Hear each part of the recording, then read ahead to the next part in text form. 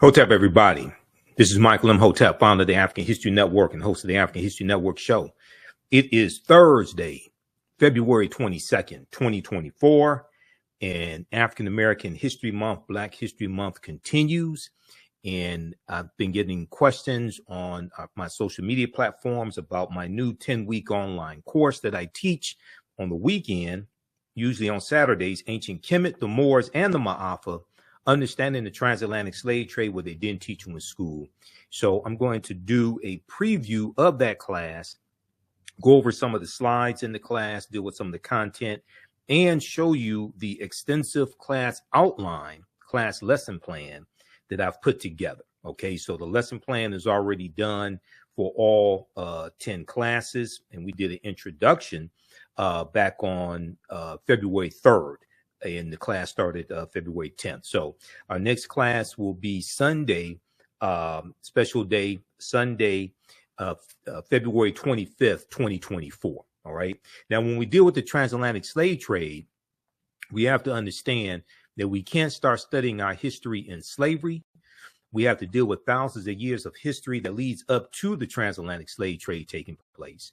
And we have the class lesson plan on our website, AfricanHistoryNetwork.com, so you can review the entire 10-week lesson plan. We have to deal with thousands of years of history that leads up to the transatlantic slave trade taking place. And we have to deal with the 800-year occupation of Europe by the Africans known as the Moors, who take the teachings from ancient Kemet, ancient Egypt, into Europe. And these teachings bring Europe out of the Dark Ages. Okay, so this class, I started teaching it in 2017. I've been studying history over 30 years. This class evolved out of a 4.5-hour lecture that I did back in January 2014. And in this 10-week online course, there are over 200 slides that I show you in the class that I put together. We look at 80 to 100 articles. There are 15 books that we reference. You don't have to buy any of these books to follow along in class. The video clips that I show you as well, interviews that I've done with many of our scholars, like Professor James Small, Professor Kabahaya Watakamane, Runoko Rashidi, etc. Dr. David Imhotep also. Okay, so this is a fantastic class.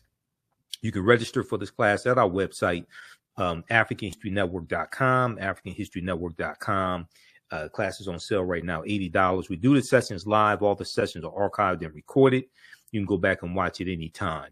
And in class session number 2, we looked at some history dealing with African American History Month. We know February is Black History Month, African American History Month, created by Dr. Carter G. Woodson in February 1976. February 1926. It started February 7th, 1926. We know Dr. Carter G. Woodson was the co-founder of the Association for the Study of Negro Life and History, which is now the Association for the Study of African American Life and History, ASALH. We know he was a prolific writer. He wrote numerous books. His most popular book, The Miseducation of the Negro, in 1933. And I also talked about this year's annual theme for African American History Month, which is African Americans and the arts. African Americans and the arts. Okay, so we talked about that as well. And there's been an annual theme for African American History Month since 1928. Since 1928. So we went over this type of information in class number 2 also. All right. So some of the things that we deal with in the class, and I'm going to refer back and forth from the class outline that I put together to the some of the slides in the course also. Okay. So be patient with me as we transition. With the origins of Black History Month and Dr. Carter G. Woodson, we talked about Dink Nesh, which means you are amazing in Amharic, and this was Australopithecus afarensis, These remains at the time that they were found in Ethiopia in 1974 were the oldest remains of any human. This was a pre-human, what's looked at as a pre-human. Australopithecus afarensis. Her remains date back 3.2 million years. There's a global timeline of history that we use in the class also that comes from blackpast.org. So they have a good timeline of history. We talked about the Berlin Conference of 1884 and 1885, where these European nations come together to divide Africa, to continue to rape Africa of the mineral wealth, and so they can stop fighting and killing each other over the mineral wealth of Africa. So we deal with some of that history. I talked about a little bit of the history of Juneteenth. June 19th, 1865, Major General Gordon Granger goes into Galveston, Texas. And there was a good article from the New York Times that dealt with how most Americans don't understand the history of Juneteenth. Now, this article came out in, it was about June of 2021 when this article came out. But one of the things that people don't seem to understand, and this is why one of the reasons why it's so hard for us to get any type of reparative justice, any type of reparations, okay, any substantial type of reparations, is because Americans are very ignorant of history, okay? Americans are very ignorant of history, regardless of race or ethnicity.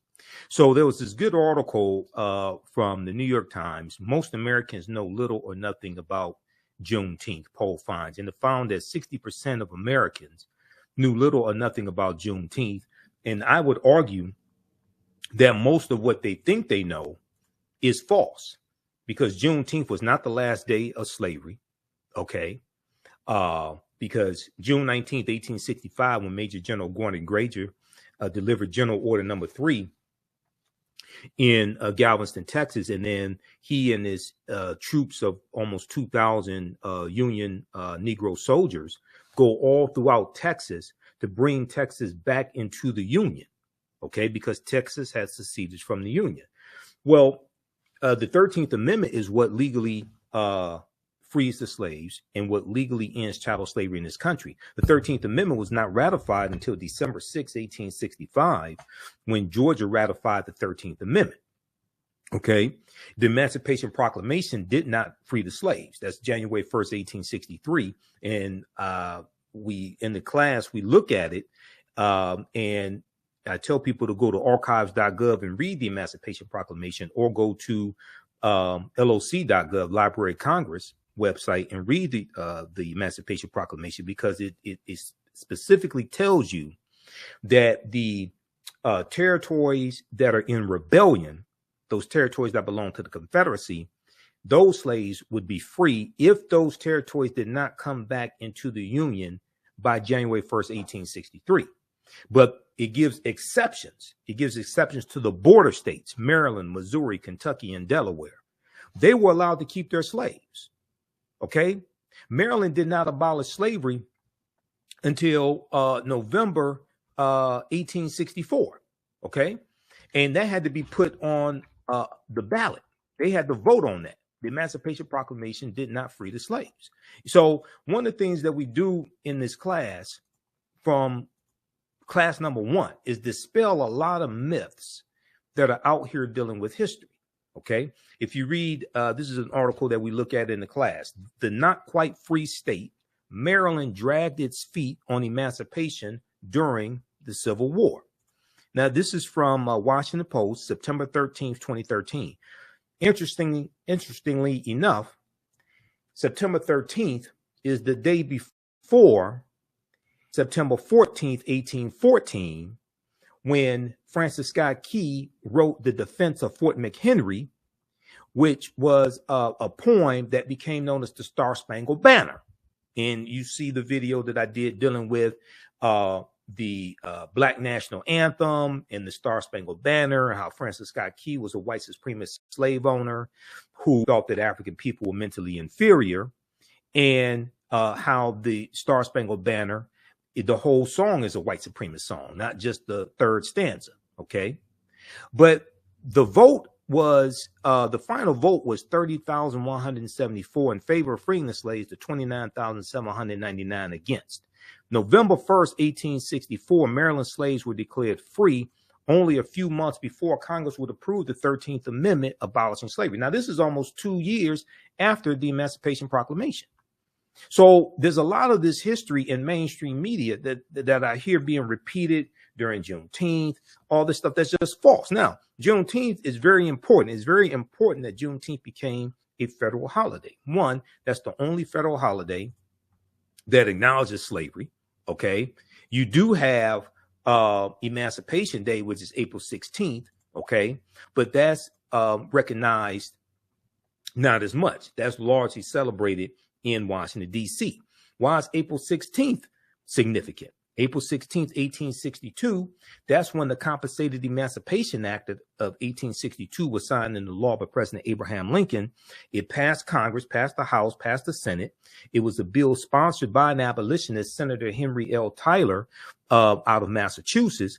But this bill abolishes slavery in the District of Columbia, and slaveholders in the District of Columbia were paid reparations of up to $300 for each slave that they own. Okay. And as Tremaine Lee on MSNBC talked about Thursday, February 22nd, 2024 on Alex Wagner's show, and he has a podcast dealing with reparations on MSNBC, MSNBC's website, and dealing with podcasts. You had a few, maybe 5 or 6 African Americans who owned slaves because they bought family members out of slavery in the District of Columbia, and they collected on reparations also. Now, the slaves were never, those slaves that were freed were not given reparations. Read this article here from the, this is from Senate.gov. The Zen Education Project has one, but the one from Senate.gov has more information. Okay. Senate.gov is the official website of the U.S. Senate. Landmark legislation, the District of Columbia Compensated Emancipation Act. So I hear people misstate what happened. And I hear people say, I've been on panel discussions, and, you know, I've been on, you see me on Roland Martin Unfiltered on Fridays.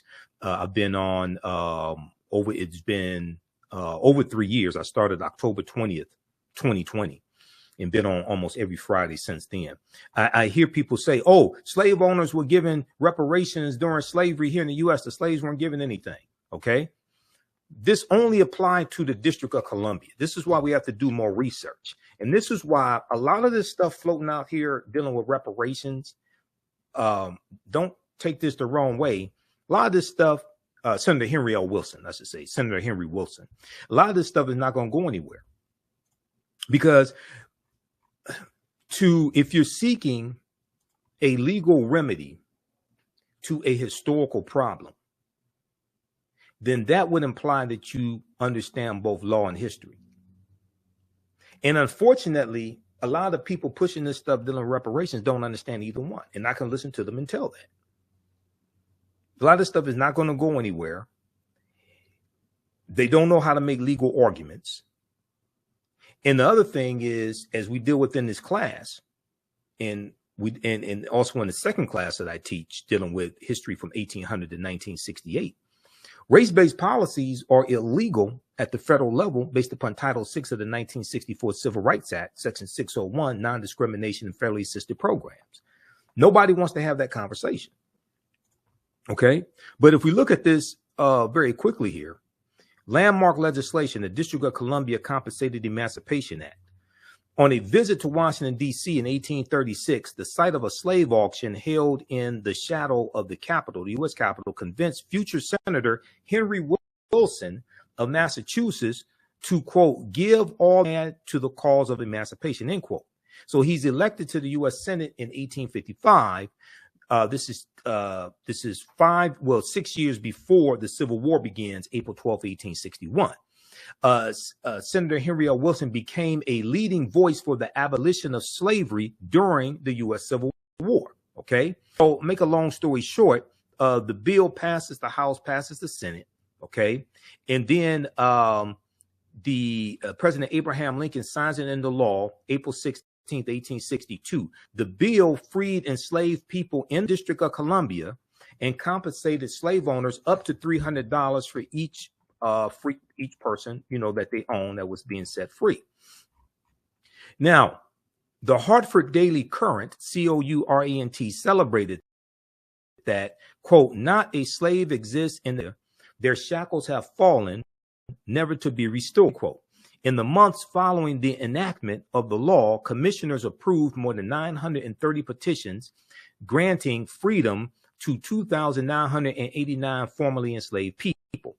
DC Emancipation Day has been celebrated in the District of Columbia since 1862. Just 5 months later, September 1862, we know that was the preliminary Emancipation Proclamation, September 22nd, 1862. The Emancipation Proclamation was a military strategy that Lincoln used, and the purpose was to bring the South back into the Union. Okay. All right. Now, so read this here at Senate.gov. Senate.gov is the official website of the U.S. Senate. So there are 80 to 100 articles that we look at in the class.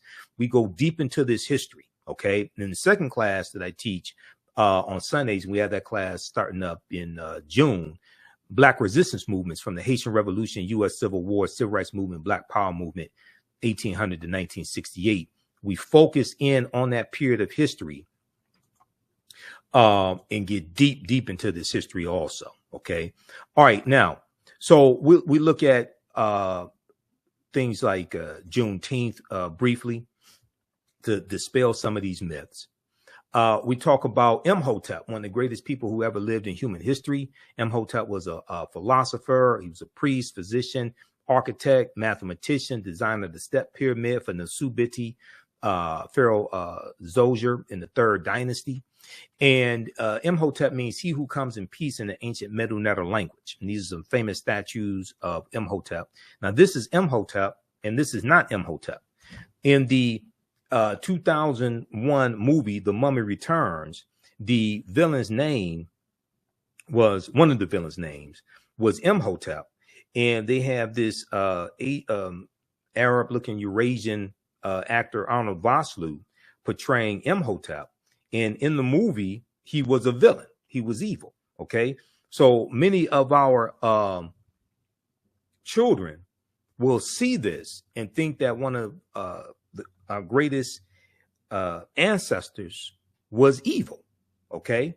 And not even of African descent. This is a theft of the history, more cultural appropriation, a theft of the history. Here's a picture of the step pyramid that Imhotep was an architect of. This was for Nasubiti Zoser in the third dynasty. And there's a couple of books also on Imhotep we reference in the class. This one right here by Dr. Malefi Keti Asante, who's a friend of mine. I just interviewed Dr. Asante in April of 2023, dealing with the whole Cleopatra, the Seventh controversy, and the documentary that Jada Pinkett Smith did in the series African Queens. The Egyptian philosophers, Ancient African Voices from Imhotep to Akhenaten. Okay, excellent book. They talk about all these philosophers: Ptahhotep, Imhotep, Kagimni, Sanchi, all these before Aristotle, Socrates, and Plato. Okay, and Imhotep, we see around 2700 BC he lives. Depending upon which timeline of history you look at, the timelines of history can be 200 to 300 years off. But we know at least 130,000 years of our history has been stolen. Okay, so I'm going to go back to the course outline. And once again, the course, as I said before, the course outline, we have it right on the homepage of our website, AfricanHistoryNetwork.com.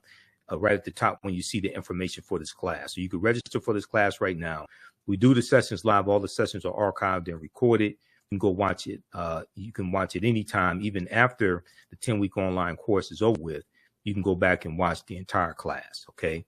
So, as soon as you register, you can watch the 2 previous classes and get caught up and join us Sunday, February 25th, 2 p.m. Eastern Standard Time. We go through and look at the different dating systems of BC and AD popularized by an English monk named the Venerable Bede. We look at the 1619 Project. We talk about that some and how a lot of what we know, a lot of what we've been taught about 1619 is false. Okay. And we go through and break that down. And then we deal with the date. Even though 1619 did take place, August 20th, 1619, 29 Negroes are on, or 29 Africans are on the White Lion pirate ship.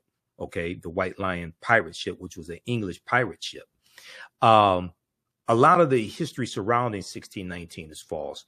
And when we look at the work from Dr. David Imhotep, who wrote the book, The First Americans Were Africans, Documented Evidence, and who was a friend of mine as well. We know he passed away in 2023.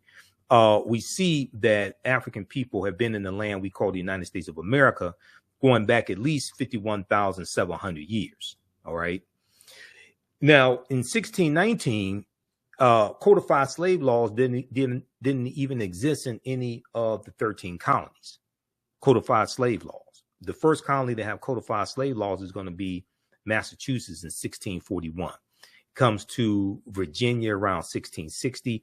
It hits the different colonies at different times.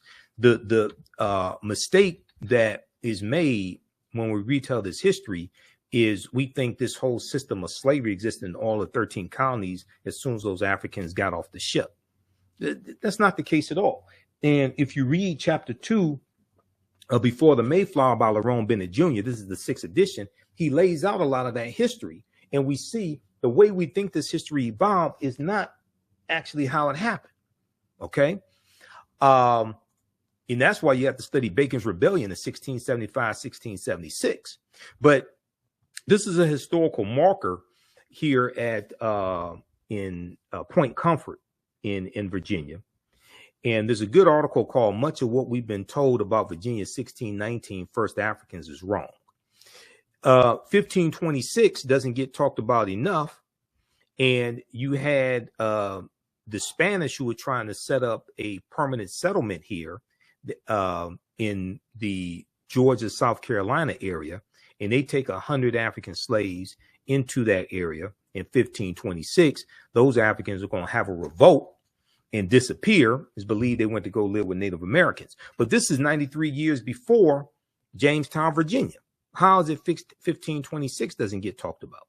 But like I said, African people were here for tens of thousands of years before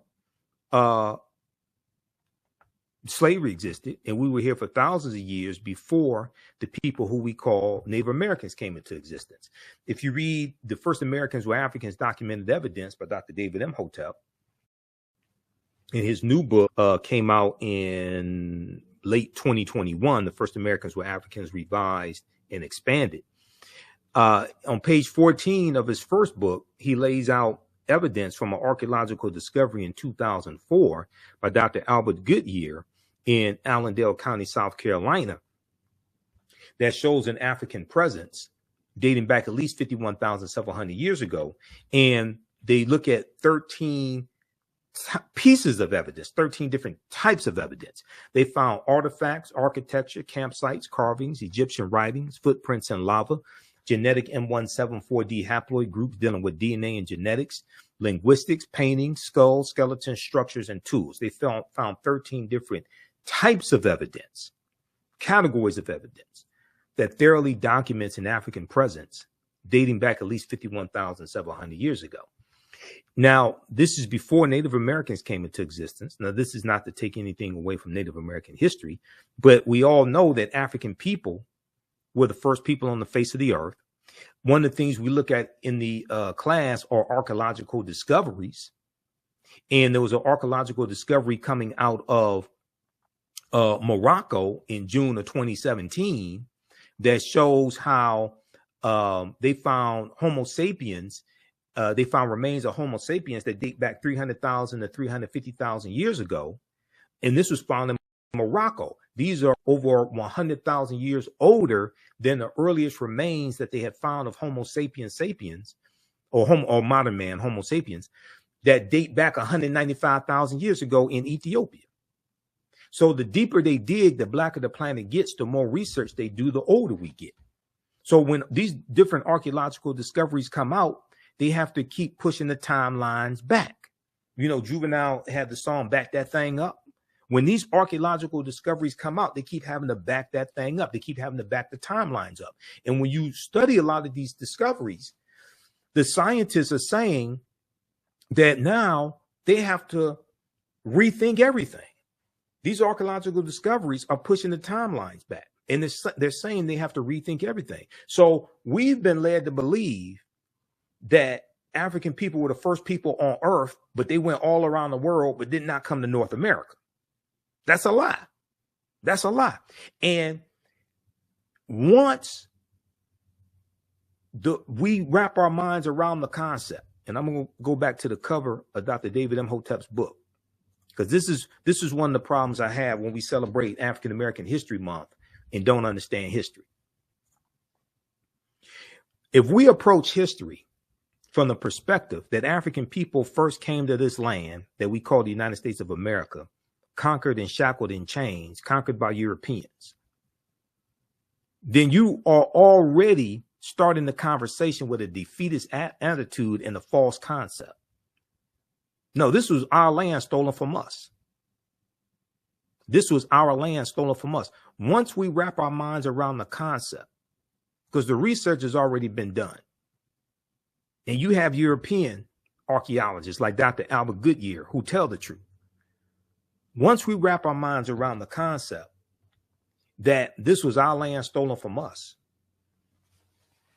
and we did not first come to this land conquered and shackled and chained, you would have a seismic shift overnight in the conscious level of African people in America. Now, this is not saying the transatlantic slave trade did not happen, because you got some people out here that don't study history, don't study chronology history, and say, well, because Africans were already here, that means transatlantic slave trade did not happen. That's false. All that stuff happened. We were just here tens of thousands of years before we were told that we came here. Okay? And one of the things we do in the class, we look at where Christopher Columbus goes on his voyages, and Columbus never came to the land that we call the United States of America. That's another lie that's told.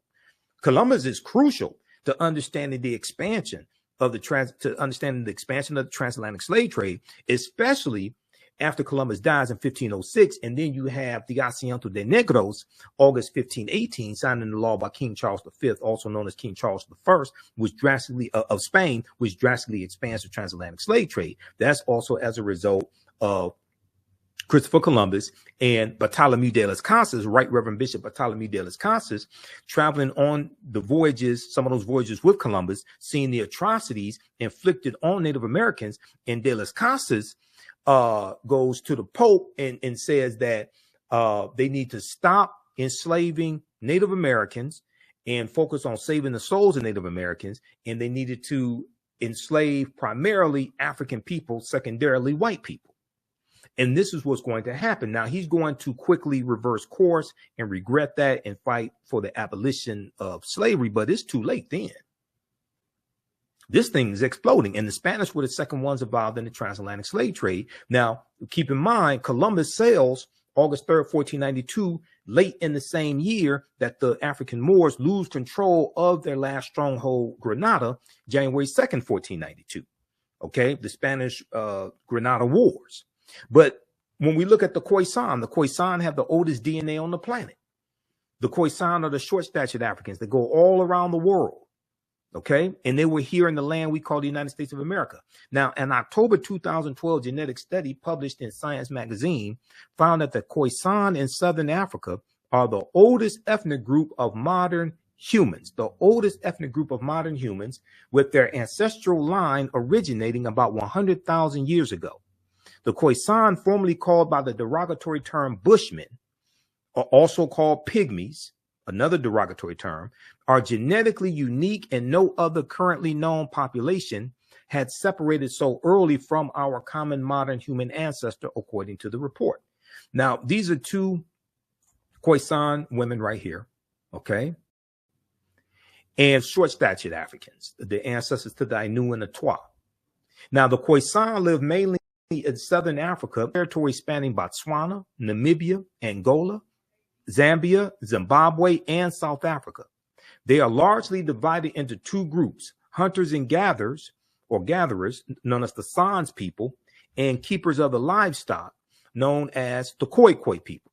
Now, Sara J. Baartman, Hottentot Venus, who was the Nicki Minaj, the Cardi B, the Megan Thee Stallion of her time, because she was paraded around Europe and shown off in freak shows as a freak of nature. She had huge buttocks, okay?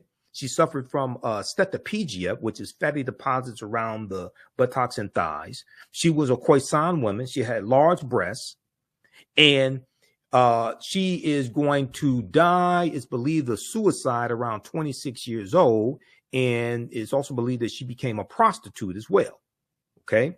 So you go study, and I actually did a video dealing with the history of Sara J. Baartman, who was Khoisan, who was Khoi Khoi. You see striking parallels between her and Megan Thee Stallion, Cardi B, Nicki Minaj, Ruby Rose, Sexy Red, Sukihana, except she was sold into slavery, doing it unwillingly. Today, we've been convinced to dehumanize ourselves for money, and we do it willingly. Let that sink in. Now, the Khoisan languages include the distinctive click sounds, the click language, that are not found in the languages of their neighbors. There's a good article from AtlantaBlackStar.com called 5 Ethnic Groups That Prove the First Humans Were Black. 5 ethnic groups that prove the first humans were black. Okay, so we go through and look at this history, look at archaeological discoveries, all different types of things like this, and provide you with the evidence. Okay, and if we go back here to the course outline, and like I said, I've been teaching this class since 2017, and the course has evolved immensely since 2017. Okay, and here, this is the first time that I've taught the class when I have the whole course outline completed up front and published as well. Okay, so you all can check this out at our website, AfricanHistoryNetwork.com. You can register for this online class right now. The content is PG-13. You can use this information with your children also. Okay. We talk about the film Black Panther. The film Black Panther deals with African history, African culture, African language, African spiritual systems. There are 11 different African cultures that we see represented in the film Black Panther, but also the language spoken in the film Black Panther is a Bantu language called isiXhosa. Okay, isiXhosa is a real African language. So we deal with that. And then we talk about the skit from the Richard Pryor show, 1977, where Richard Pryor is a Egyptologist, 1909 is 1909 in Egypt.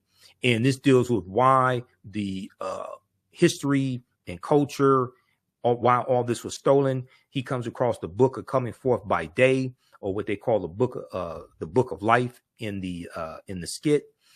So we talk about Bantu languages as well, like Kwanzaa is a Bantu language.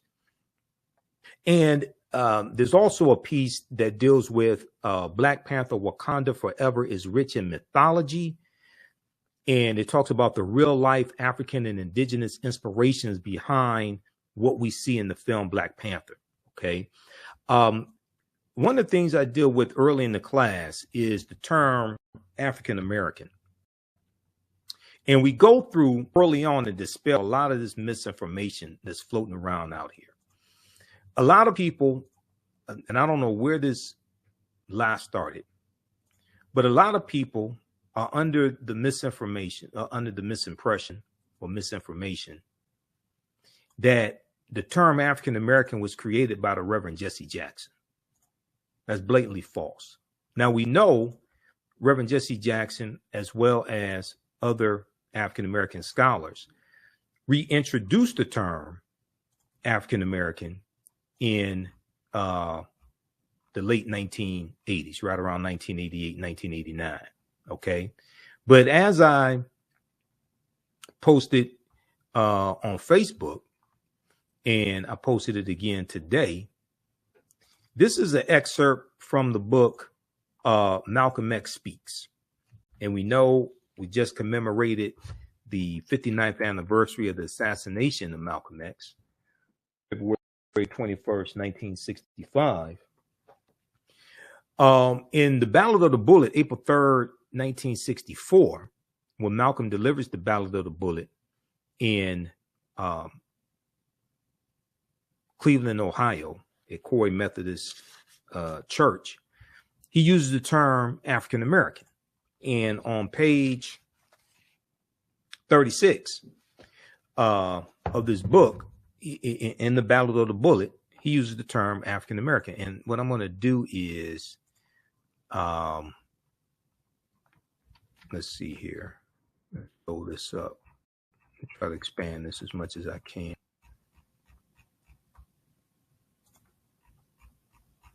Let's look at this here. So here's the post. I also posted this on our fan page, the African History Network as well.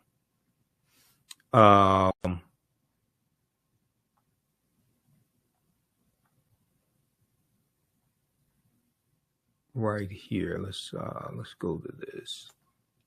Okay, I said, for some reason, people are shocked when I tell them that Malcolm X used the term African American in the speech, the Battle of the Bullet, April 3rd, 1964, in Cleveland, Ohio. For some reason, many people operate under a myth that Reverend Jesse Jackson created this term. He did not. Reverend Jackson reintroduced the term, but since most of our people don't understand history, they fall for the myth. The pages referenced are from the book Malcolm X Speaks. It looks at some key speeches he made in 1963 to 95. I think it's also important to note Willie Lynch never historically existed, and the Willie Lynch letter 1712 has proven to be a fraud, which is true. Willie Lynch never historically existed. That's one of the biggest frauds in history. Research professor Manu Ampim, who's a friend of mine, I'll be interviewing him sometime in late March 2024. Research professor Manu Ampim for more information on this topic. Please note the term African American is as old as, so read the article from NOLA.com, NOLA. The term African American is as old as America itself, reports. But when we look at this here, this is from pages 36 and 37 of the Ballad or the Malcolm X Speaks, the book Malcolm X Speaks, edited with prefatory notes by George Baartman. And Malcolm says, right now in this country, if you and I, 22 million African Americans, that's what we are, Africans who are in America, you're nothing but Africans, nothing but Africans. In fact, you get farther calling yourself African instead of Negro. Okay. But check this out.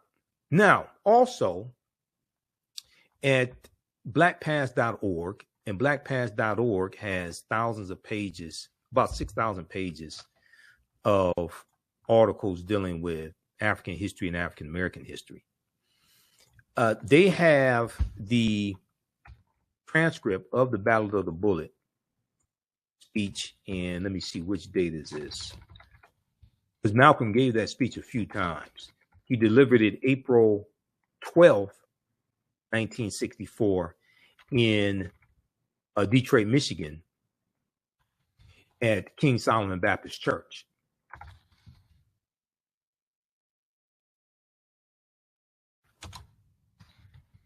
But let me pull this up from Black Past. Because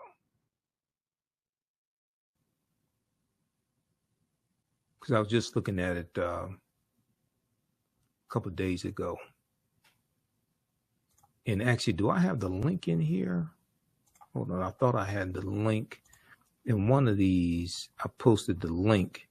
Oh, there was a post I did dealing with Malcolm commemorating his the day of his assassination, and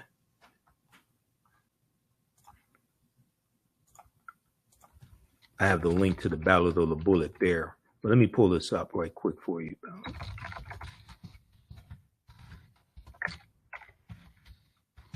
This is at blackpast.org. I want to show people this because, once again, like I said, a lot of us don't understand this history. Okay, so this is at blackpast.org. 1964, Malcolm X, The Ballad of the Bullet. This is the version from April 3rd, 1964 in Cleveland, Ohio. All right. And if we go here,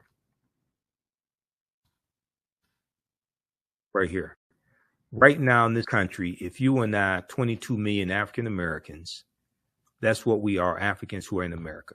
Okay. This is Malcolm. We were using the term African Americans in the 1960s.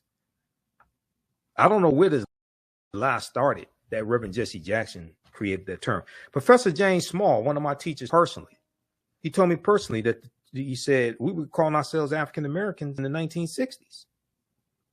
So let's, during African American History Month especially, can we please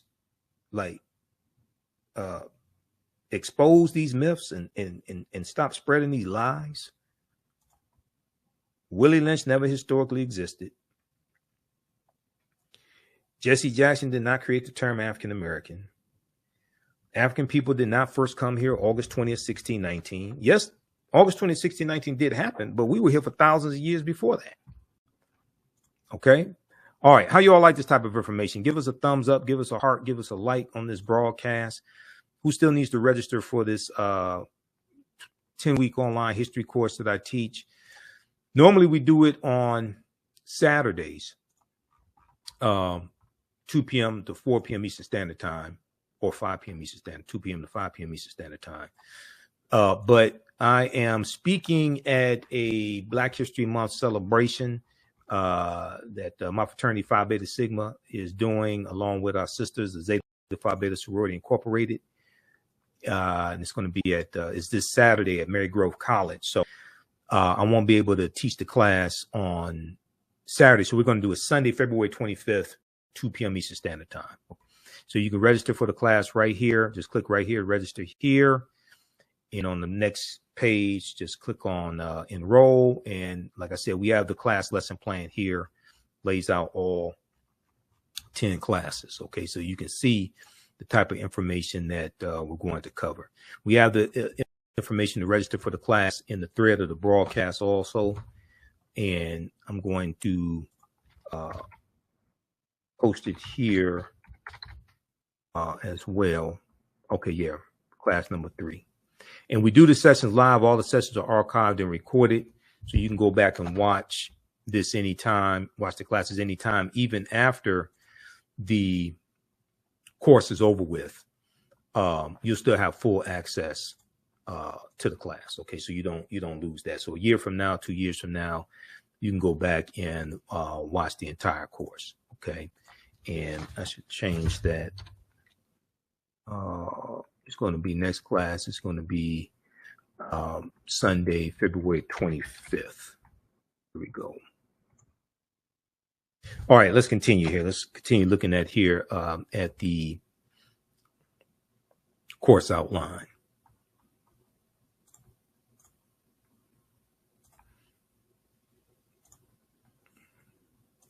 So you will never look at history the same way once you take this class.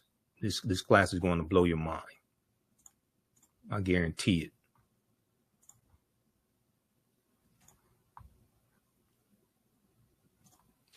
All right, so we look at the term African American, and the earliest recorded usage of the term African American goes back to 1782 in Philadelphia, Pennsylvania. I talk about the pyramid principle, okay? Because when I teach with two of my teachers, Dr. Leonard Jeffries and Professor Teach, they talk about the pyramid principle. And I use this in a lot of my lectures. And the reason why is it helps us get a better understanding of how to use the history and culture. Okay. It's more than just speaking African languages, wearing African clothing, playing djembe drums, eating African food, things like this, right? So here's a picture of the pyramid of Khafre at Giza. And a pyramid has three sides. At the foundation of the pyramid is African history and culture. Okay. It's African history and culture that gives us our foundation. It gives us our values, our interests, and our principles, our VIPs, our values, our interests, and our principles. This gives us our self-esteem, our self-development, our self-worth. It gives us a cultural paradigm that we see reality through. In our history and culture, especially our history, teaches us about our accomplishments, our achievements, who we've been, where we've been. Okay. Now, a people's history and culture teaches them how to deal with the problems of the past in the present and the future to meet the needs of the community. Now, it's that history and culture, that foundation, that influence our economic empowerment. It influences how we engage in economics, our understanding of economics, and what we do with our economics, what we do with our money. Our $1.6 trillion GDP, gross domestic product, that African Americans have, influences the type of businesses that we have, the type of institutions that we build, but also how we engage in economics. Do we use white capitalism dressed up in red, black, and green and pass this off as black economics or black capitalism? Or do we understand the cooperative system, cooperative economics, the co-ops, which is based upon principles that we brought with us from Africa? Okay. And when we study the Free African Society of 1787, we study the Colored Merchants Association in 1928. We study the Colored Farmers Union of about 1886 in Texas. They're operating based upon the cooperatives, where the members of these organizations are also owners, and they work together to help one another prosper and survive. So these are ancient principles, and every ethnic group in America use their history and culture to fight for scarce wealth, power, and resources. And for African Americans, we've largely been stripped of our history and culture. And we're trying to adopt European principles for business and European principles for economic empowerment, things like that, that largely don't work for us. We need to study these Tulsa, Oklahoma, Black Wall Street, North Tulsa, because it was the true reformers cooperative founded in 1881 that helped produce a lot of the prosperity that they had. Okay. Yes, oil was discovered there in the early 1900s. Yes, some of the early landowners got land because of the Black Freedmen Indian treaties of 1866. That's true. I deal with all that history. But also you had cooperatives there also. Okay. So when we study our history, we see a deep, rich history of cooperative economics. So we deal with that to get a better understanding of the cooperatives. Okay. We talk about Dr. David Imhotep as well, and the first Americans with Africans, documented evidence. We look at archaeological discoveries, like the one out of the Greek island of Crete in 2010, where they found stone tools on the Greek island of Crete that date back at least 130,000 years ago. But Crete has been an island for more than 5 million years. So they believe that those people had to have sailed there. Okay. So these would have been African people. Okay. And they believe that those people had to have sailed there. All right. Which puts, now scholars like Runoko Rashidi and Dr. Charles Finch, they've been telling us for years that modern man is 300,000 years old, as opposed to 75,000 to 100,000 years old. So we know at least 130,000 years of our history has been stolen. So these archaeological discoveries like this don't surprise me, but we deal with them in the class. Okay. We talk about the Khoisan of Southern Africa have the oldest DNA on the planet. There's a good article, Africa's oldest ethnic group fights to keep ancestral land away from Amazon. We talk about Sara Baartman. And then we look at the adultification bias in African-American girls and how studies show that adults perceive African-American girls to need less nurturing and know more about sex than white girls at an earlier age. Need less nurturing and know more about sex than white girls at an earlier age. Where on earth, where in the world would they get something like that from? Where would they get a stereotype like that from? Well, I don't know. I'll be damned. Could it have been passed down for decades throughout history? Is that a holdover from slavery, when African-American women were sold into slavery as prostitutes and wet nurses, or just sold as breeders? Okay, where in the world could something like that come from? What could continue to perpetuate these negative stereotypical images and ideology that get projected onto African-American girls? I don't know. Now, Dr. Frances Cress Welsing, who I interviewed 3 times on the African History Network show, Dr. Welsing correctly told us that, let me pull up this slide here. She correctly told us, she said, we're the only people on this entire planet who have been taught to sing and praise our demeanment. I'm a bitch. I'm a hoe. I'm a gangster. I'm a thug. I'm a dog. If you can train people to demean and degrade themselves, you can oppress them forever. You can even program them to kill themselves, and they won't even understand what happened. Now, unfortunately, I made the mistake of watching Megan Thee Stallion's performance at the Essence Festival 2023, because on Hulu, if you have the Hulu streaming service, they had the Essence Music Festival prime time, and they streamed it live on Hulu. They streamed it live on Hulu. So I saw the weekend. It started like 7 p.m. at night, Friday, Saturday, Sunday. So I watched different performances. Trina performed. I saw Janelle Monáe. I saw Lauryn Hill perform. I saw a number of different performances. Megan Thee Stallion came on. She was the last performance on Sunday. It was actually early Monday morning because she came on. I think she came on about 1 a.m., something like that.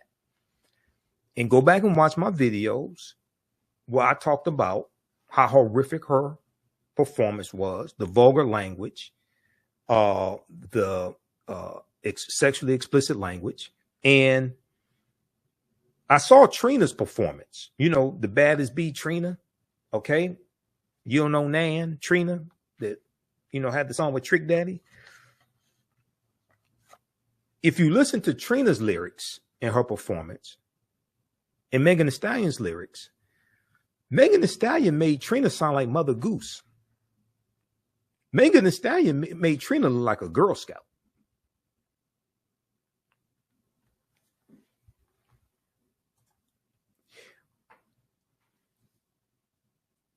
We think we're progressing in this area of the music. No, we're not. We're regressing.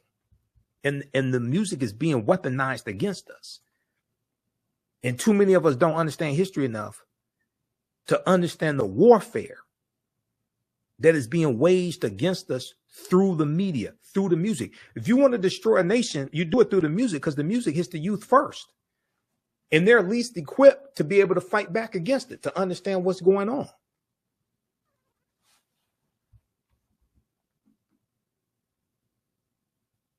Read the article from okplayer.com. India Ari criticizes Megan Thee Stallion and Janelle Monáe for sexual Essence Festival performances. Also, watch my critique of the song WAP by Cardi B and Megan Thee Stallion, where I said they will only allow Negroes to put out music like this. They're not going to allow they will never allow Taylor Swift to put out a song like that, because you only protect what you respect. You only protect what you respect. They will never allow a top white female artist to put out sexually explicit lyrics like that, because they know it will bring about the mistreatment of white girls and white women. Now, yes, is there some mistreatment of white girls and white women? Yeah, ain't nothing like black women, nothing like the mistreatment of black girls. And they know if you put out music like that, it justifies the mistreatment. That's why they only allow us to do that. I had somebody say, oh, but Madonna had lyrics. Yeah, show me lyrics from Madonna as sexually explicit as what? From Cardi B and Megan Thee Stallion. They got 60 million views over the first weekend that the video was released and uploaded to Cardi B's YouTube channel. He got 13 million views the first day. It was released on a Friday. That weekend, it got 60 million views. Show me something equivalent that white people are doing, sexually explicit like that, that blows up on social media like that. They don't do that, because you only protect what you respect. They allow Negroes to do that because that's how they expect us to act, because that's how we've been programmed.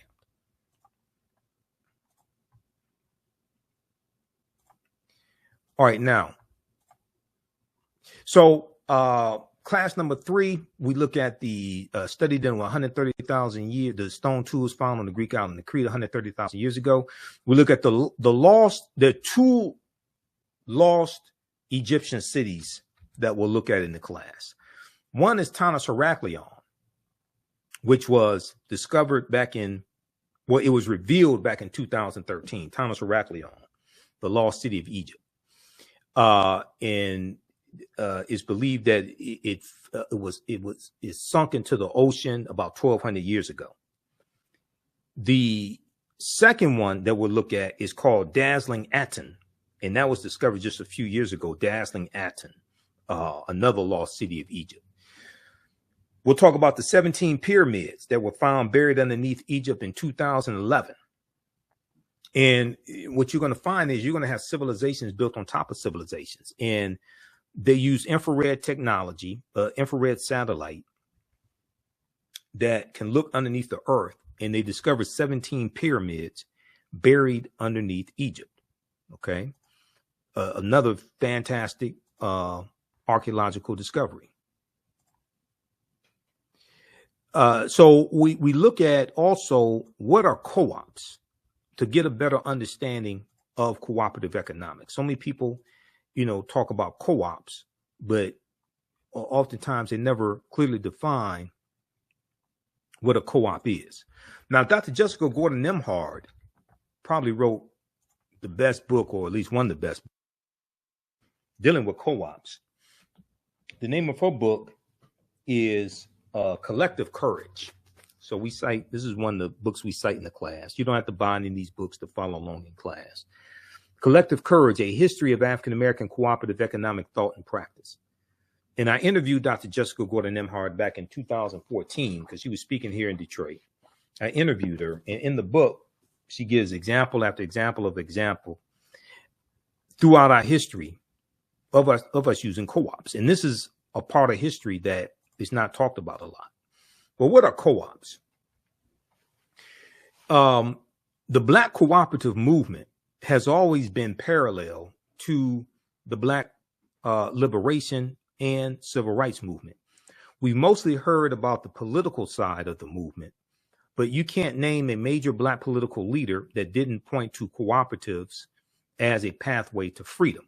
There's a good article, and this is this article right here probably, I think, was when I first found out about Dr. Jessica Gordon-Nembhard, before I did the interview with her.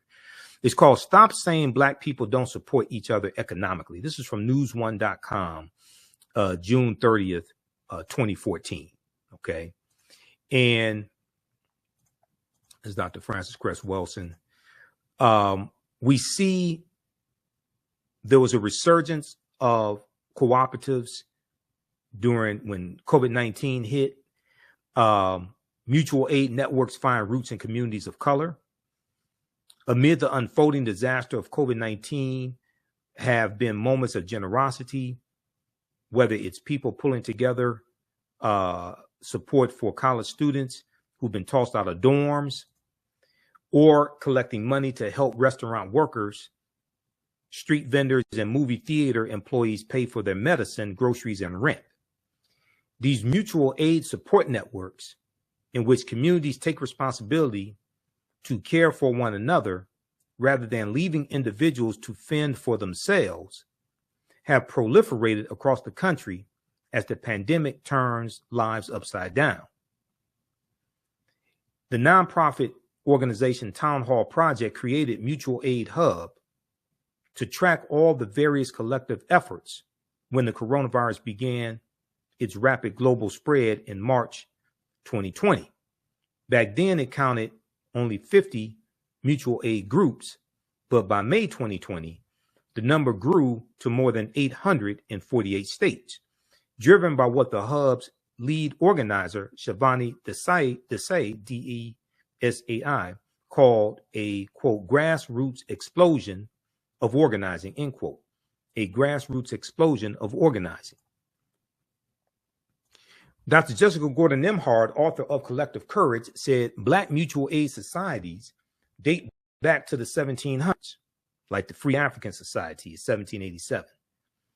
Free Black Americans pooled resources to buy farms and land, care for widows and children, and bury their dead, okay, and bury their dead.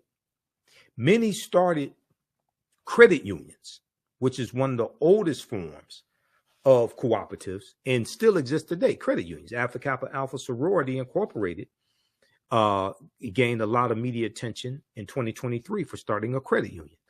Many started credit unions when banks would not serve them. Sociologist and civil rights leader Dr. W.B. Du Bois wrote about enslaved Black Americans pooling money to buy each other's freedom. Okay, so this is in our history, and it comes from African culture. The African Union Society in Rhode Island was established in 1780 as the first Black mutual aid society on record, Dr. Jessica Gordon Nimhard said. The second was the Free African Society, which was founded in 1787 in Philadelphia by Richard Allen and Absalom Jones. And it was founded to provide aid to freed slaves who were denied resources by white institutions. One of the most famous examples of mutual aid are the Black Panther Party survival programs from the late 1960s, through which members distributed shoes, transported elders to grocery stores, offered breakfasts to children, and more. Okay, so this is in our history. Now, like I said, a people's history and culture teaches them how to deal with the problems of the past in the present and the future to meet the needs of the community. And what's happened is we've largely lost that history. We largely don't know that history of how we were economically successful in the past, even those who were freed during slavery, and how many of them were able to economically prosper. Okay. All right, so let me continue. All right, so we talk about Dr. Jessica Gordon Nimhard. We talk about this discovery, this dealing with DNA, Y chromosome in father of all humankind is 340,000 years old. Dealt with a man named Albert Perry in South Carolina who found his DNA traces back to an ancestor 340,000 years ago, about 338,000 years ago. We're older than we thought. New find pushes human origin back 100,000 years. This is the article from NBCnews.com. Now, when these archaeological discoveries take place, all the news outlets have these articles. NBC, ABC, CBS, MSNBC, CNN, NBC News. A lot of times, even Fox News has articles on this. Now, on cable news, you may only see 30 seconds to a minute, if that. But All these news outlets, you go online, they have articles on these archaeological discoveries. We talk about the African presence in Asia and the Khoisan, Sara Baartman, Dr. J. Baartman. Another discovery, mastodon skeleton found in California, dates back about 130,000 years ago. And the paleontologists are saying that the skeleton was smashed apart, and the way it was smashed apart had to be smashed apart by humans.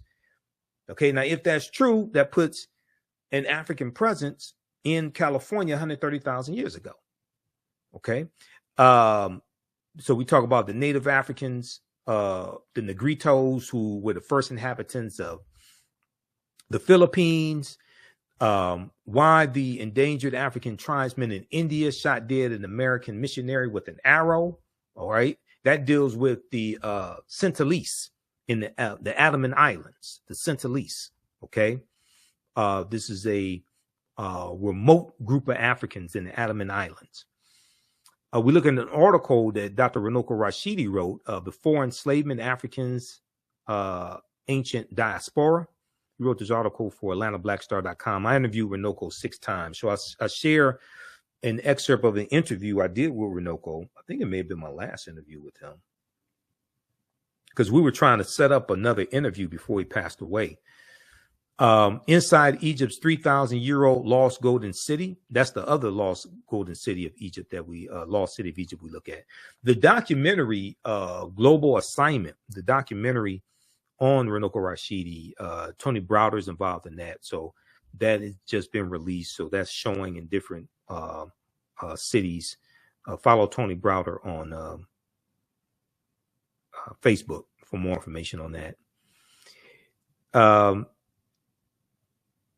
And then we talk about the judgment scene coming out of ancient Kemet as well, where we see the balance of the scales and the scales of Ma'at by Anpu or Anubis, the jackal-headed deity. We look at an excerpt from the first Americans were Africans documented evidence dealing with the Olmec heads in Mexico and the Mandinka Egyptian Olmec connection. There's an excerpt from the Rock Newman show, Black Egyptians Entered America 2,500 years ago. It was an interview he did with Tony Browder. And we deal with, way before Columbus, ancient Malayans from Mali sailed to the Americas. That was in 1311 AD. That was the year before Mansa Musa becomes emperor of the Mali Empire, which was 1312 AD. Okay. So we go through and we look at a timeline of history. We go through and look at these articles that deal with some ancient history to get a better understanding of how all this history evolves. We look at some ancient African civilizations. We talk about Kemet, Egypt, Nubia, Zimbabwe. We go through and look at this history. Okay. Ancient Nubia, founded around 4,500 BCE, which is the mother of Kemet, mother of Egypt, the first monarchy in recorded history. We talk about a little bit about the Kandakis and Amana Shikito, Queen Amana Shikito. Egypt on the Tony Browder is a fantastic book, and we spend some time looking at that as well. Egypt on the Potomac, because Egypt on the Potomac deals with how the layout of Washington, D.C. is based upon the layout of ancient Kemet, ancient Egypt. All right. And many of the founding fathers referred to Washington, D.C. as Egypt of the West. Okay. Egypt of the West. So when we look at the Washington Monument, that's 555 feet tall. The Washington Monument is a copy. It was actually a ancient African symbol of resurrection called a Tekken, coming from the story of Sara, Set, and Heru, who the Greeks called Osiris, Isis, and Horus. And there were about 1,200 Tekkenu all throughout ancient Kemet, ancient Egypt. Okay. Today, they're less than 12 today. Today, they're less than 12. So we see a picture here of a tekenu, or a teken for singular, tekenu for plural. We see this here in Egypt, and we see that they've been taken to other cities around the world. Tekenu from ancient Egypt, taken to cities around the world. London, England, New York City, Paris, France, as we see the ones here. There's a good article from face-to-faceafrica.com called Cleopatra's Needle, How 3 Ancient Egyptian Obelisks Ended Up in New York City, London, England, and Paris, France. And in this, an excerpt of the article says, ancient Egyptians called obelisks tekenu. Now you will see tekenu spelled a few different ways. And they were also used to tell the time in the past. They were also used to tell the time in the past. Their pinnacles were basically covered in gold to reflect the sunlight. Historians say that obelisks represented immortality and eternity, and their long structure helped connect the heavens and the earth. Currently, Cleopatra's Needle is the name given to 3 ancient Egyptian obelisks, one in New York City, one in London, England, one in Paris, France. However, they do not all come from one Egyptian site. Okay. The obelisks in New York and London are carved out of red granite from the quarries of Aswan, a major source of stone for Egyptian antiquities. The 2 obelisks were commissioned by Nesubiti or Pharaoh Thutmose III for the Temple of the Sun in Heliopolis near modern-day Cairo, with each weighing about 224 tons and 68 feet tall. Okay, so this is African culture taken around the world, but most of us don't associate it with Africa. We associate it with the people who are in those areas where it's taken. We think it's something that white people created. Oh, the Washington Monument. That's named after George Washington. We think it's something white people created. But the foundation of Freemasonry are the teachings from the ancient Egyptian mystery system. Okay? Now, here's a famous statue of Sara, Aset, and Heru, who the Greeks called Osiris, Isis, and Horus. Sara, the father, is in the middle. And in the class we deal with, Heru being born of a virgin birth on December 25th. And where all this, a lot of stuff comes from. Okay? So that gets recycled and reinterpreted through various people's cultures over thousands and thousands of years. There are approximately 1,200 tekenu, or obelisks, built in ancient Kemet, but only about a dozen are found today, or less than a dozen are found today in Egypt. Many of the tekenu removed from Egypt are now in Istanbul, Turkey, London, England, Paris, France, Berlin, Germany, New York City, Rome, Italy, Vatican City, and elsewhere throughout the world. The tekenu are now called obelisks by their new owners, and few know their origin or that they symbolize the resurrection of the African king Asar. Now, this is from page 17 of Egypt on the Potomac by Tony Browder. Tony's a friend of mine. I just interviewed Tony. That was March of 2023. We talked about the importance of Nile Valley civilization history. Okay. That interview got about over 50,000 views on our YouTube channel. My YouTube channel is Michael Imhotep, Imhotep. You can go check out that interview. This is a copy of Egypt on the Potomac right here. Just bear with me because I have books all over the office. I need to get another bookshelf. This is Egypt on the Potomac right here. This is one of the books we use in the class. Once again, you don't have to buy any of these books. We show you excerpts on the screen. But this is an excellent book to get.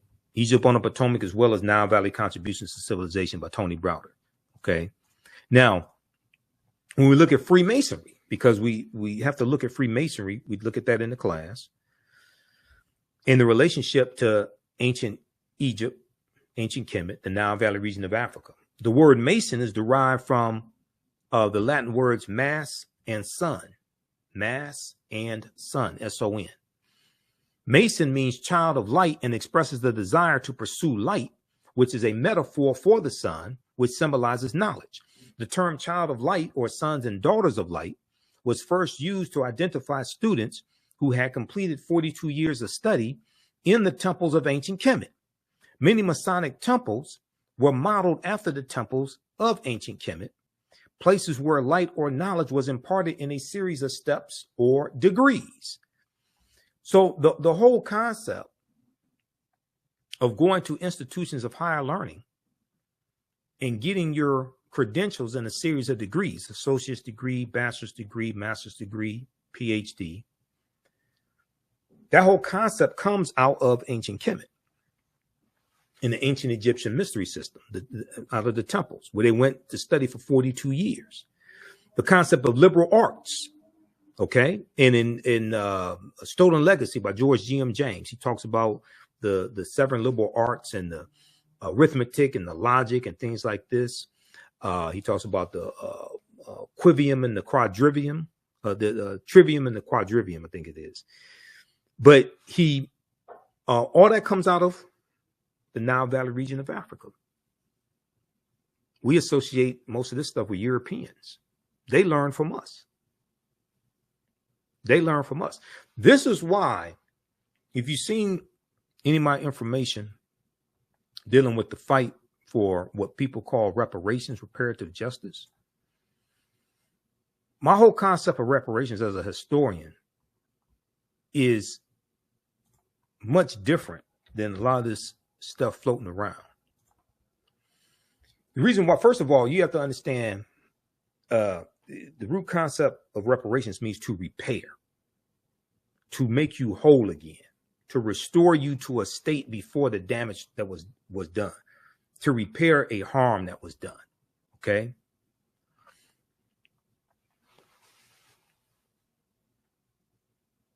If we're talking about repairing the damage done to African Americans,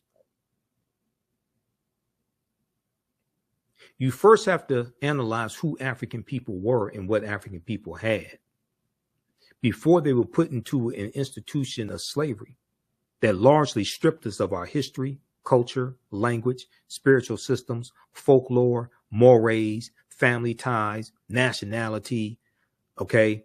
Cosmology. Cosmology deals with the understanding of the universe as an orderly system. Cosmogony deals with the understanding of the origins of the universe, and that's based upon people's culture.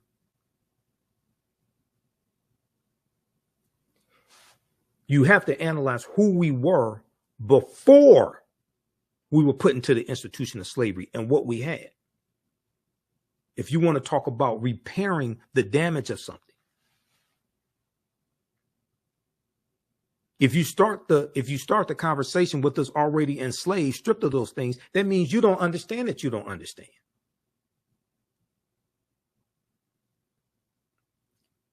This is why trying to equate reparations with cash payments only, and you think you can repair that damage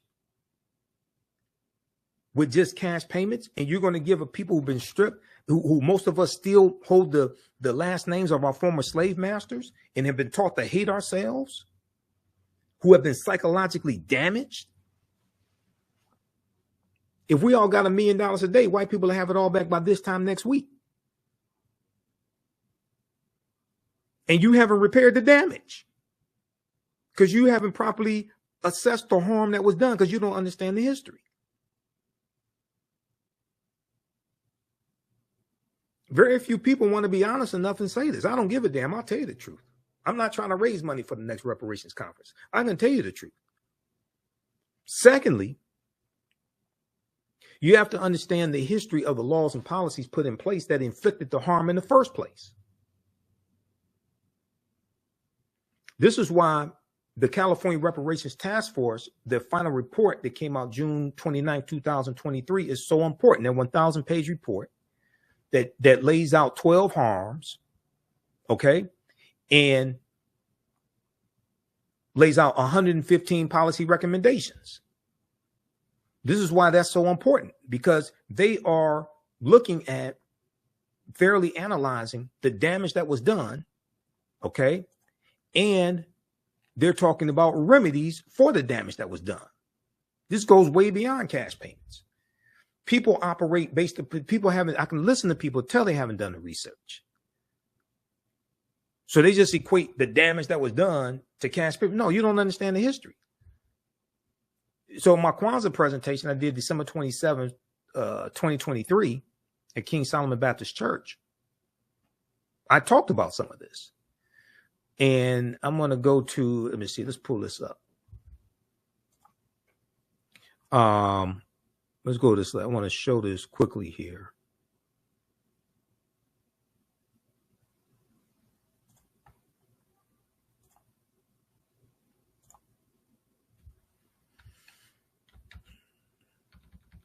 Because most people haven't read the executive summary. You read the 74-page executive summary, you get a much better understanding of this. I've read the executive summary. I read the executive summary of the initial report, the 500-page report. The California report highlights a history of moral and legal wrongs. Over 13 chapters and about 500 pages, the interim report's authors recount the moral and legal wrongs the American and Californian governments have inflicted upon their own Black citizens and residents, noting how slavery and subsequent discrimination have exposed Black communities to racial terror and political disenfranchisement, left them with inferior outcomes in health and wealth building, and neglected them and relegated them to segregated neighborhoods and schools. Now, California became a state in the Union in 1850.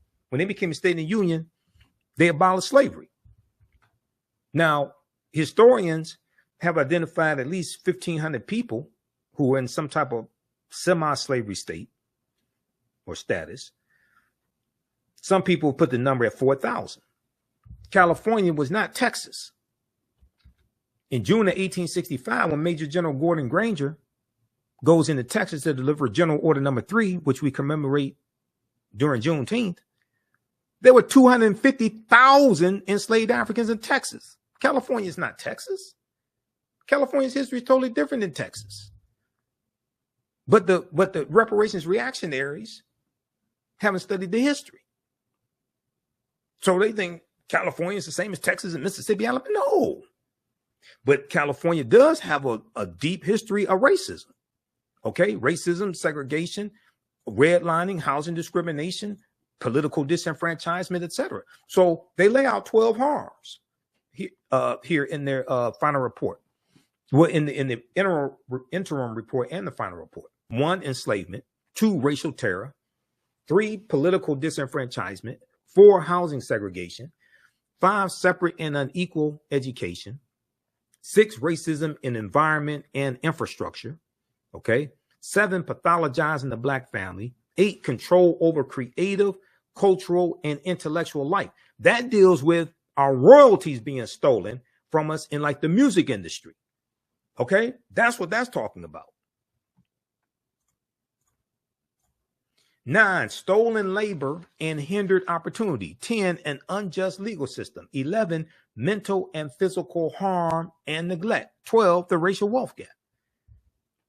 So then they go through and they show how laws and policies at the federal level harmed African Americans across the country, and then specifically how laws and policies, similar laws and policies in the state of California harmed African Americans. So their 115 policy recommendations are designed to repair that damage, or at least begin to repair that damage. That's the result of the 12 harms. That's the result of laws and policies. It was laws and policies that put us in this predicament. It's going to be laws and policies that take us out of this. This goes way beyond a check. Because once you spend the money, the laws and policies are still in place. inflicting the harm. You haven't scratched the surface. This is what a lot of people don't understand. Now, ideally, some form of cash payments can be part of a comprehensive reparations package. Ain't no in the hell. Understanding history and law, no in the hell reparations should just be cash payments. You're not going to repair anything. And by this time next week, white people have most of that back. And the only thing you've done is stimulated their economy. And those laws and policies that continue to inflict the harm, that maldistribute wealth power resources, those historical, those structural inequities, they will still be there. They haven't changed. But the Amazon website will crash every 10 minutes. The Mercedes-Benz showrooms will be empty. But the health disparities, maternal deaths of African-American women, 3 times more likely to die during pregnancy or pregnancy-related deaths, that'll still be there. When you look at us being discriminated against, when you look at the values of our homes and valued at $48,000 less than comparable white homes, which is a collective $156 billion, as the Brookings Institute documented a few years ago, that'll still be there.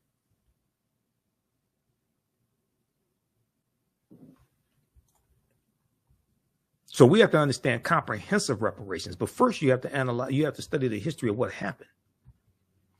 And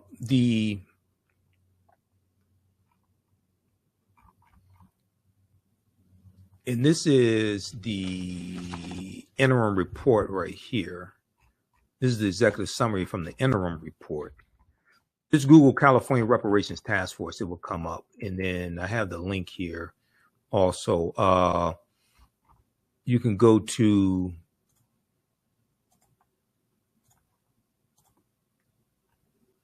oag.ca.gov, Office of Attorney General, oag.ca.gov. That's Rob Bonta in California. Just search for the California Reparations Report because they have the final report right here.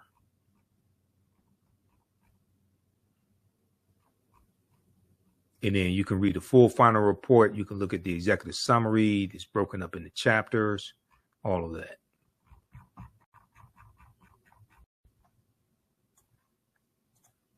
Okay, give us a thumbs up, give us a like, give us a heart on this broadcast.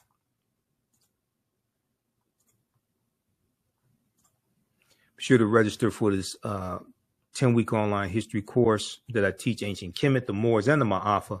Understand the transatlantic slave trade, what they didn't teach you in school. So we talk about Egypt on the Potomac. I saw an interview that Tony Browder did on News One Now with Roland Martin back in 2015.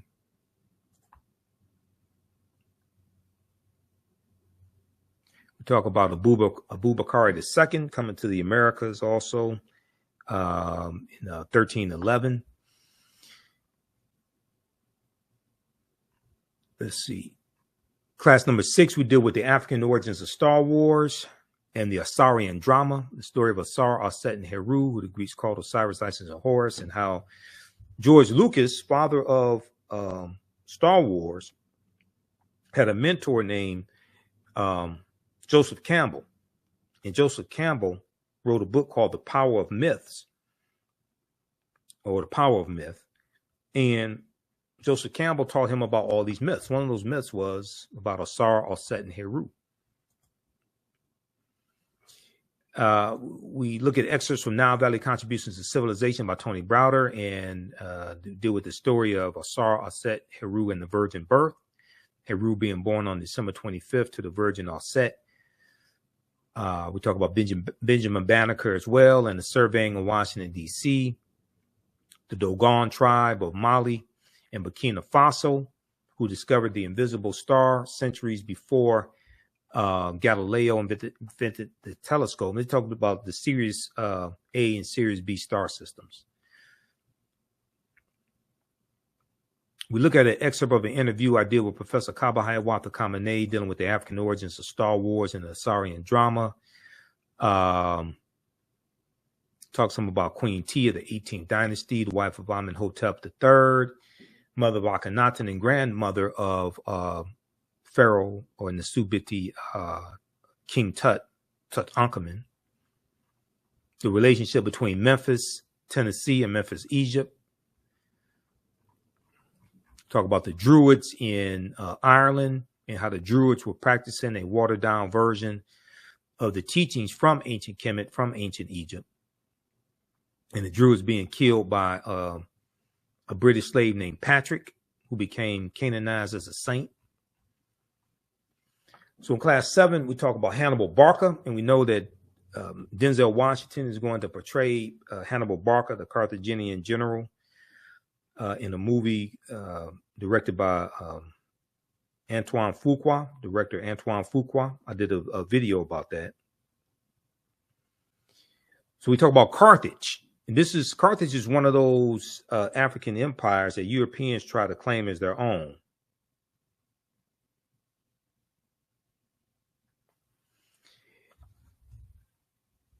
So, and we do a Hannibal Barca, Publius Cornelius Scipio, and the Battle of Zama 202 BC. We talk about the Battle of Cannae 216 BC, one of the greatest military victories in history, where Hannibal defeats the Roman army.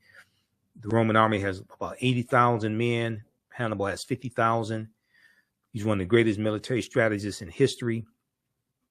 And we deal with why Africa was not named after Publius Cornelius Scipio, because he takes the surname Africanus, and Africanus is Latin, means belonging to Africa. He takes the surname Africanus after he defeats Hannibal Barca at the Battle of Zama in 202 BC.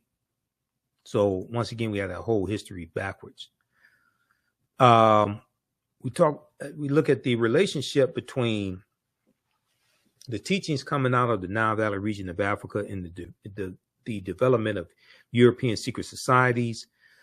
We look at Joie de Piet, Black Pete, who was a Moor and was the sidekick to Sinterklaas, Saint Nicholas. And this is the precursor to Santa Claus. This is the precursor to Santa Claus. This is where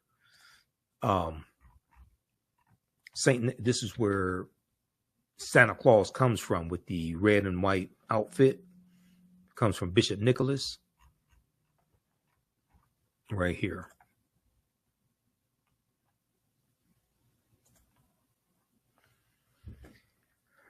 So there's a whole backstory to this myth also. So we deal with that. Let me pull up the slide. So we deal with this also in the class, because this shows it continues to show the influence of the African Moors. And in the Netherlands, in early November, they celebrate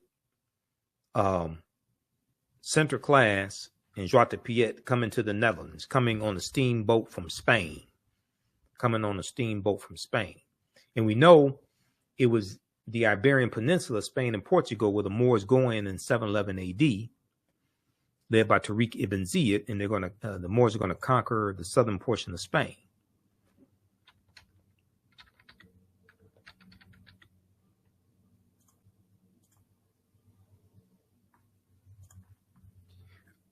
All right, so let's go back to the course outline. So we look at what is a patron saint and what is the relationship between patron saints in Christianity and the Neteru in ancient Kemet, ancient Egypt. Queen Charlotte Sophia, who was of African Moorish ancestry on her mother's side, and she was the wife of King George III, who was the King of England during the American Revolutionary War. This is who the 13 colonies are revolting against. 1775 to 1783, the American Revolutionary War. We look at who were the Moors and look at some of the history of the Moors in Europe. Tariq ibn Ziyad invading Europe, invading the Iberian Peninsula, 711 AD. We look at Saint Maurice as well, who was a Moor and the patron saint of Germany. Why are African Moors heads on the national flags of Corsica and Sardinia? This is some more information showing the history of the Moors and the presence of the Moors in Europe. These African Moors heads, because the Moors were there in Corsica and Sardinia, and it took a monumental effort to defeat them. So they're right on the national flags of these island nations.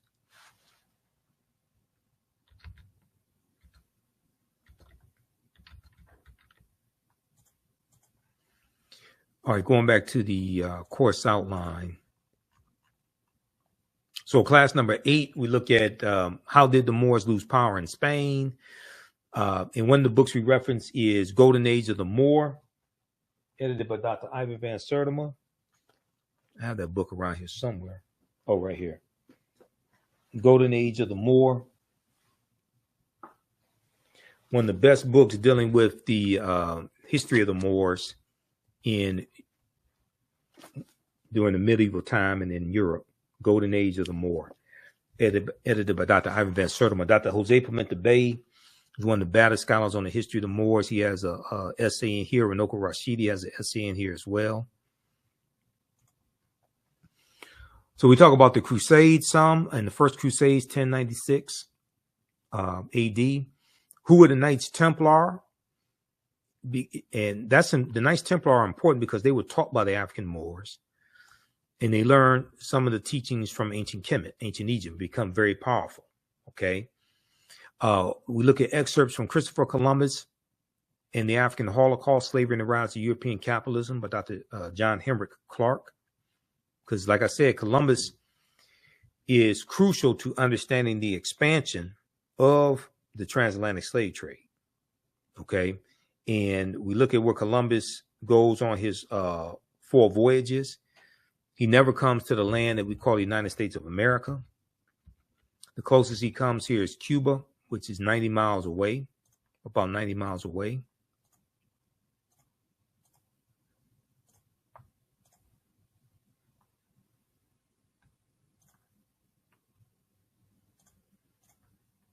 If we look at this here, let's look at this here. Where's Columbus? Oh, that's the wrong one.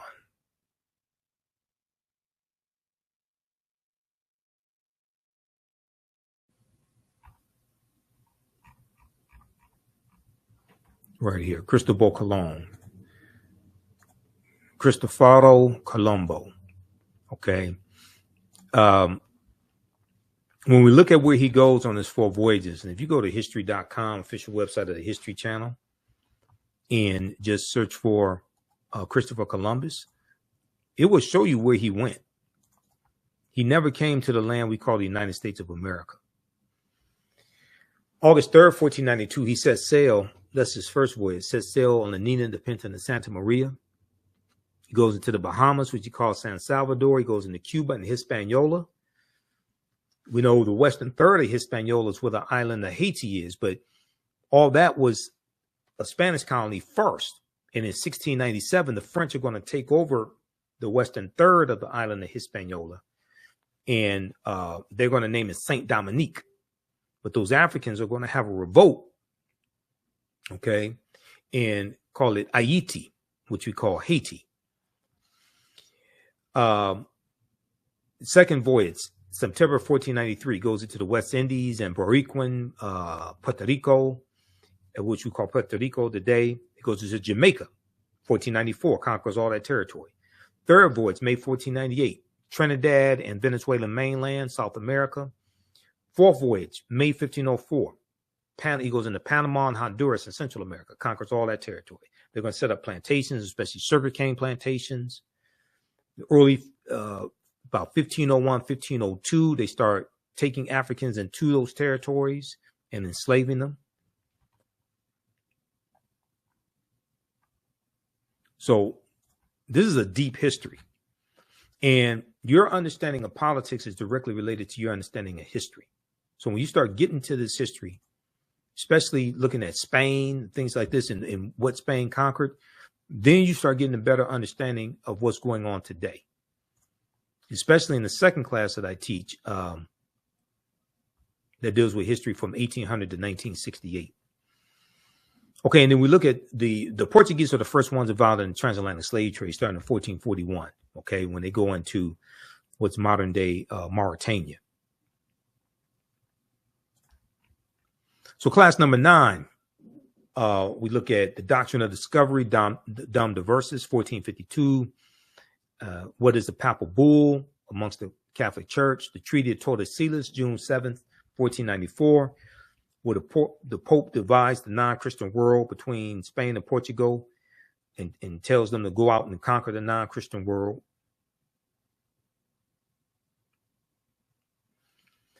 We look at the Spain begins to take African slaves into the Caribbean islands around 1502. King Charles V and the Asiento de Negros.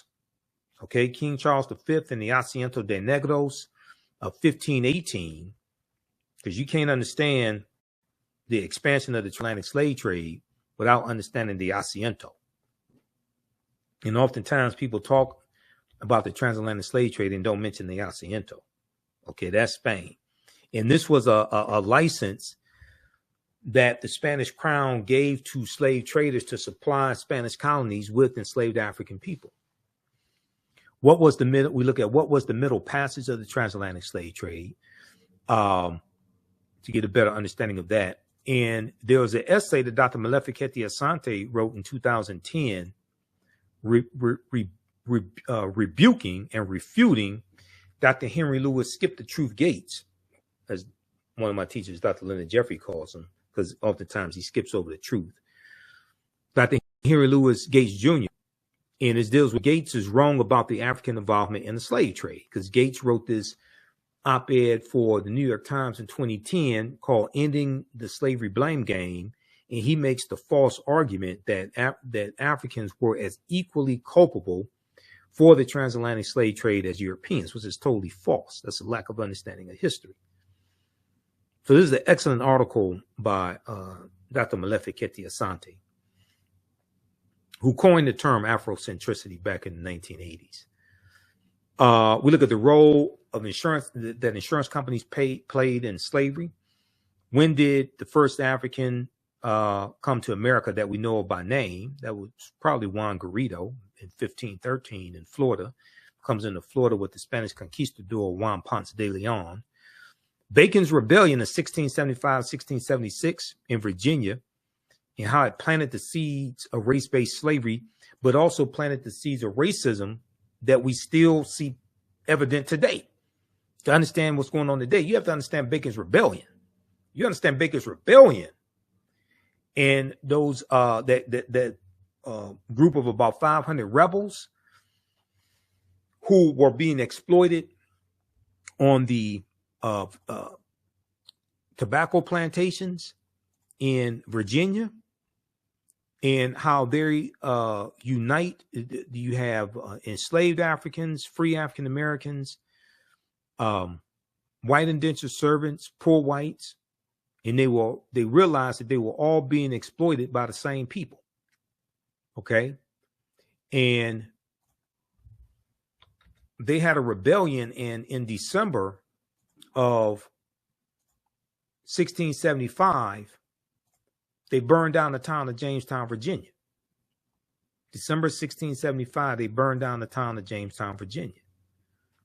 Okay, now I don't know if this was the inspiration for the song, the roof is on fire. We don't need no water, but it very well could have been.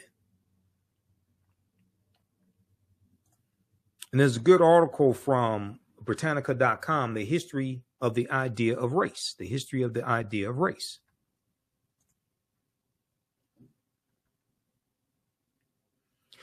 On September 19, 1676, Nathaniel Bacon and his followers returned to Jamestown, Virginia, and battled forces. Let me see, that was September. It was in December 1675 where they burned down the town of Jamestown, Virginia. But this is a deep history here.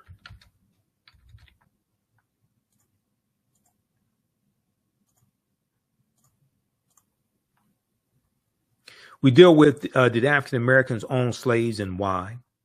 Because oftentimes we were buying family members out of slavery. Okay. You did have some people that take advantage of that, but when Dr. Carter G. Woodson did his research on this, he looked at 1840, I think it was 1840, and he found that almost 50% is estimated that 50% of African Americans that owned slaves, they were buying family members out of slavery. We saw this in Washington, D.C. also when we dealt with the Compensated Emancipation Act of April 16th, 1862. We deal briefly with the fake Willie Lynch letter, 1712, the tragedy of the Lusden slave ship, January 1st, 1738. And look at the origin of negative images in the media and how they're rooted in slavery and minstrel shows. Okay. That's class 10. So this is, like I said, this is a class where we get deep into the history. You never look at history the same way. There's over 200 slides that we look at, slides that I put together myself, 80 to 100 articles.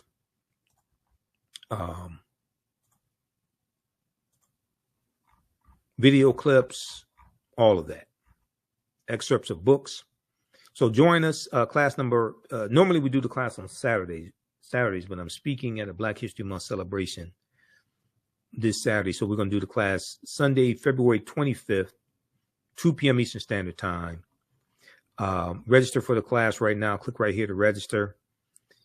And you can watch the 2 previous classes because they're archived, and we have the lesson plan here also. You can check that out, like I said, and join us in class for our next class. There's a preview right here also that you can look at. And follow us on our social media platforms. Click right here, Facebook, Instagram, YouTube, X or Twitter. Listen to the African History Network show. Sundays, 9 p.m. to 11 p.m. Eastern Standard Time. We broadcast on Facebook and YouTube. Click right here for our audio podcast. And we have our 15 lecture bundle pack in digital download format. 15 of my lectures. African History Awakens the African Mind from Mental Death. We have it on DVD also.